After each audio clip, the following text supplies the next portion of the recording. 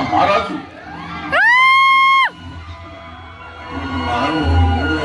సినిమాలు చేశారంటే ఎంతమంది పేదవాళ్ళకి పని కల్పించారు. ప్రొడ్యూసర్స్ కి ఎంత హెల్ప్ చేసేవాడికి ఇస్తున్నాను. ప్రొడ్యూసర్స్ కాదు, సినిమా ఇండస్ట్రీకి హెల్ప్ చేశాడు. ఆయన నా సినిమా చూసి రికార్డుల గురించి కలెక్షన్ గురించి చెప్తుంటే చాలా ఆనందం వేసింది.